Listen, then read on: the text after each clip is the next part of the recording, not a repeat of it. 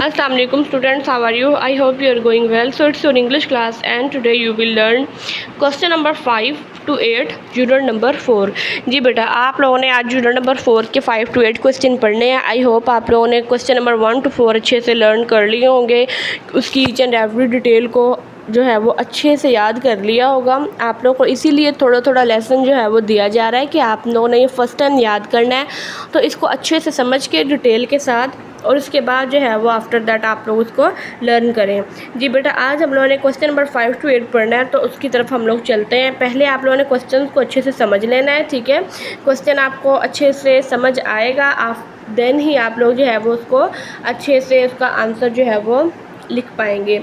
जी बेटा, what is the author purpose, जो मुसन्नफ़ा है उसका क्या मकसद है इन हाईलाइटिंग, इनकी तवज्जो वो दिलाती है, ठीक है, या उजागर करती है द लेज़र नन कंट्रीब्यूशन, ठीक है, उन लोगों का कंट्रीब्यूशन, उन लोगों की खिदमात की तरफ जो है वो तवज्जो दिलाती है जिन्होंने थोड़ा कम जो है वो कंट्रीब्यूट किया है टू अपोलो 11 में।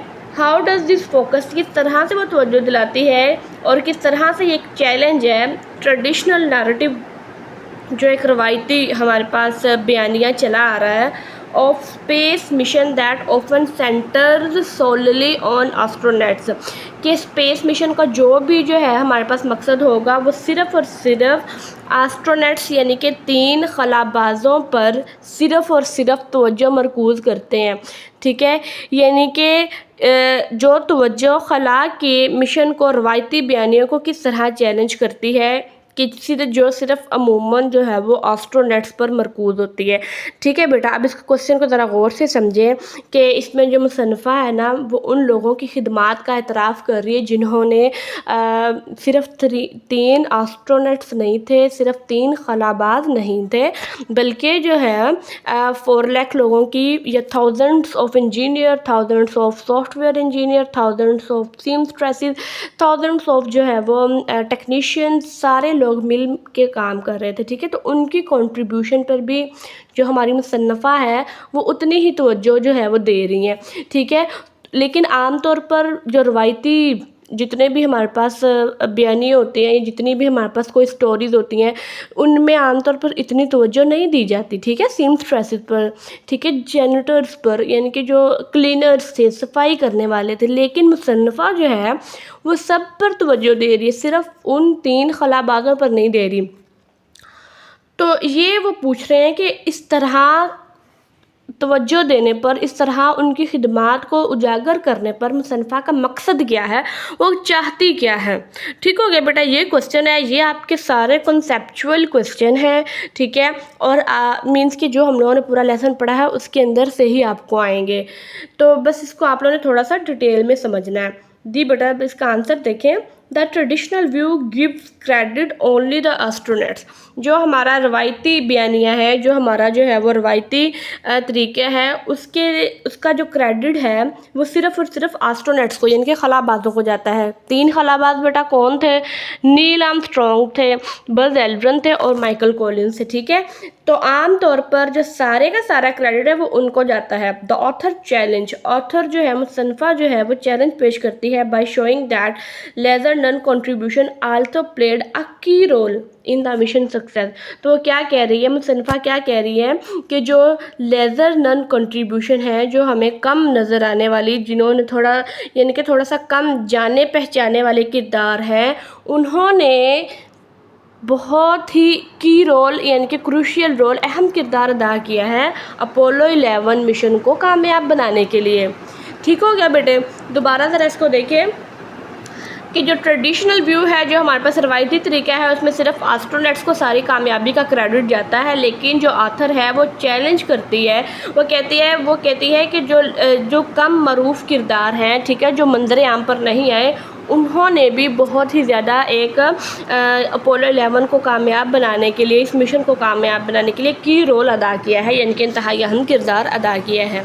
ठीक हो गया बेटे, ज़रूरी नहीं कि हम लोगों ने सिर्फ जो है वो 3 एस्ट्रोनॉट्स जो मेन पे हैं हमारे, हम लोगों ने उन्हीं करैक्टर्स को सारी जो है वो सारा क्रेडिट देना है, बल्कि जो लेज़र नन कंट्रीब्यूटर्स हैं हमारे पास, ठीक है, अनसंग हीरोज़ हैं, ठीक है, उनको भी हम लोगों ने उतनी ही तवज्जो और क्रेडिट देना है। अच्छा बेटे, नेक्स्ट हमारे पास क्वेश्चन है व्हाट माइट हैव हैपेंड, क्या होता if the engineers at NASA, अगर नासा के इंजीनियर्स फेल हो जाते। बेटा नासा क्या है, मैंने आपको पहले भी बताई थी, अमेरिका में एक जो है वो खला की एडमिनिस्ट्रेटिव कंपनी है, उसको कंट्रोल करती है एडमिनिस्ट्रेशन लेवल पे। ठीक है, नासा क्या है बेटा, किस चीज़ की एब्रीवेशन है, नेशनल एरोनॉटिक स्पेस एडमिनिस्ट्रेशन की। ठीक है, जो खलाई इंतज़ामिया जिसको आप कह सकते हैं, ठीक है, खला का सारा कंट्रोल और उस पर सारी जो है वो नज़र रखती है, ये वो कंपनी है। तो बेटा क्या होता अगर नासा के इंजीनियर्स फेल हो जाते और to solve a key problem, एक इंतहाई पेचीदा मामला हल करने में, with the Saturn V rocket. जो बेटा ये वाला रॉकेट आपको पिक्चर में नज़र आ रहा होगा, तो अगर वो जो है सैटर्न वी रॉकेट के जितने भी मसले मसाइल थे, ठीक है, इंजीनियर से जब वो रॉकेट को बना रहे थे, अगर वो फेल हो जाते तो क्या होता, how would this have affected the outcome of the Apollo 11 mission. तो ये अपोलो 11 मिशन को किस तरह से मुतासिर करती ये वाली चीज़। ठीक है, तो बेटा वो पूरे का पूरा मिशन जो है वो फेल हो जाता है। कैसे, if the engineers at NASA has failed to solve a key problem with the Saturn V rocket. तो बेटा अगर नासा के इंजीनियर्स फेल हो जाते ये जो सैटर्न वी रॉकेट, ये वाला रॉकेट बनाने में, it might not have landed on the moon, तो ये शायद मून पर, चांद पर ना पहुंच पाता। तो इस तरह as a result the Apollo 11 mission could have failed. तो इस तरह से ये वाला जो मिशन है ये फेल हो सकता था, नाकाम हो सकता था। ठीक हो गया बेटे, अगर ये रॉकेट ही ना बनता, ठीक है, अगर ये फेल हो जाता तो मिशन ने भी फेल हो जाना था, उसने भी जो है वो सक्सेसफुल नहीं होना था। जी बेटे, नेक्स्ट क्वेश्चन हमारे पास है, इसको ज़रा गौर से देखें। How can you summarise the main points of Team Moon in a way that, आप किस तरह से समराइज़ कर सकते हैं, ठीक है, आप अहम नकात का खुलासा किस तरह कर सकते हैं, that capture the essence of team work and collaboration, ठीक है, विदाउट लूजिंग की डिटेल। तो टीम वर्क और कोलैबोरेशन को मद्देनज़र रखते हुए, ठीक है, टीम वर्क और बाहमी ताउन की जो एक हमारे पास रूह है, ठीक है, या जो मेन पॉइंट्स है हमारे पास। बेटा टीम मून में मुसन्फ़ा का मकसद ही बताने का ये है कि कोलैबोरेशन, यूनिटी और टीम वर्क। तो बेटा टीम मून के अंदर उसने टीम वर्क और कोलैबोरेशन बताई है। तो इसका मकसद क्या था, यानी कि वो हम लोगों ने इसका जो है वो खुलासा करना है, ताकि कोई भी तफसील जो है वो लूजिंग एनी डिटेल मीन्स कि कोई भी तफसील जो है वो हमारे पास उसकी कमी ना हो जाए, और हर ईच एंड एवरी पॉइंट को हम लोगों ने बताते हुए समराइज़ करना है। तो बेटा टीम मून एक्चुअली जो है वो यूनिटी है, टीम मून एक्चुअली जो है वो कोलैबोरेशन है, टीम मून जो है एक्चुअली वो हमारे पास जो है वो डिटर्मिनेशन है, ठीक है, टीम वर्क है, बाहमी ताउन है, लोगों का मिलजुल कर काम करना है, ठीक है, और साथ में जो है वो ये परसिवरेंस है, परसिस्टेंस है, डिटर्मिनेशन है, यानी कि साबित कदमी है, इस्तक़लाल है, मजबूती है, ठीक है, लोगों का मिलजुल कर काम करना है। ठीक है, तो बेटा इसको देखिए, team moon shows that Apollo 11 mission was not only about the astronaut. तो टीम मून से हमें क्या पता लगता है, इस लेसन से हमें पता लगता है कि अपोलो 11 मिशन सिर्फ उन 3 खलाबाजों का नहीं था, but about the team work of 4 lakh people. तो ये कितने लोगों का टीम वर्क था, 4 लाख लोगों ने मिलकर इस मिशन को कामयाब बनाया। एवरी एफर्ट बिग और स्मॉल, जितनी भी कोशिशें थी, चाहे वो थोड़ी बड़ी थी चाहे छोटी थी, help make the mission a success. तो उन्होंने इस मिशन को, मकसद को एक कामयाबी के तौर पर जो है वो एक कामयाब बनाने के लिए मदद की। ठीक है, छोटी या बड़ी एफ़र्ट्स जो भी कोशिशें थी, तो उन्होंने इस मिशन को सक्सेसफुल बनाने में हेल्प आउट किया। तो ठीक हो गया बेटे, ये सिर्फ 3 एस्ट्रोनॉट्स की टीम नहीं थी, बल्कि 4 लाख लोगों का टीम वर्क था। तो ये बेटा ये हमारा एक्चुअली मेन लेसन है कि किस तरह से टीम वर्क करते हुए हम लोग कोई भी इम्पॉसिबल काम को पॉसिबल बना सकते हैं, अगर हम लोग मिलजुल कर इकट्ठे काम करते हैं।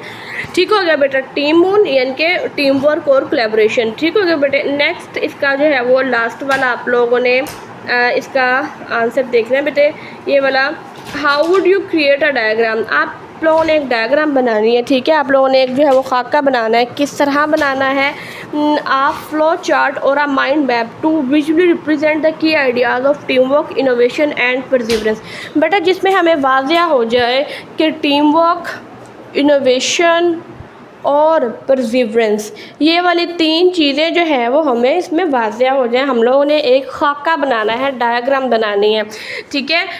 From the moon, what element would you include to ensure that it reflects the text accurately? तो आप लोग कौन से एलिमेंट्स जो है आप लोग कौन से जो है अनासर शामिल करेंगे कि हम लोग इसको बिल्कुल ठीक एक्यूरेटली, यानी कि इसको हम दुरुस्त तरीके से साबित कर सकें कि हाँ जी बिल्कुल इसमें ये वाली चीज़ें हैं। तो बेटा ये देखिए मैंने यहाँ पर 3 जो है वो कॉलम्स बनाए हैं, टीम वर्क, इनोवेशन, परसिवरेंस का जो जो उन्होंने मांगा है। टीम वर्क, इनोवेशन और परसिवरेंस हम लोगों ने बताना है कि इस लेसन में किस तरह से हमें ये चीज़ नज़र आती है।